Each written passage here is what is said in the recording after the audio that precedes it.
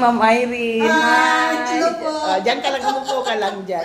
Sige Ma'am, po. Ma'am Irene, meron akong pa-surprise sa'yo. Dahil hindi, kilala mo ako pumupunta ka dito, pero may pa-surprise ako ngayon. Kapag mahulaan mo kung ilan taon ako, meron kang gantimpalang ube. Alam mo kung ano yung ube? Yeah, alam ko. Ano? 100 pesos. 100 ba yun? Ube! Oh, 120 yun eh. Sige, kapag mahulaan mo kung ilang taon ako, may gantimpala ka. Hindi mo alam kung ilang taon ako eh. Tingnan mo sa itsura kung ilang taon ka na nga. Sige. Siguro, I think nasa 45. Yan na yung sagot mo. Yeah, kasi baby face ka tingnan eh.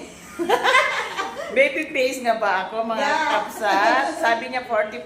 O, bigyan kita ng another chance. One more. Para may gantimpala ka, Ma'am Irene.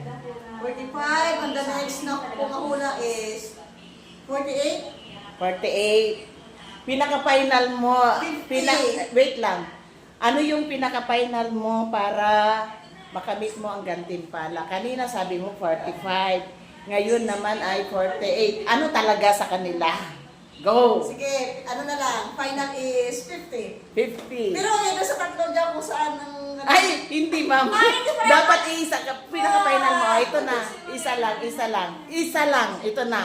Pinaka-final answer para makamit mo ang gantimpalang ube ngayong araw, Ma'am Irene. 50 na lang. 50 na lang. Nang dahil dyan, ay, nabokya ka. Ano yan? Dahil 49 lang ako. Ayan, Oh, sorry.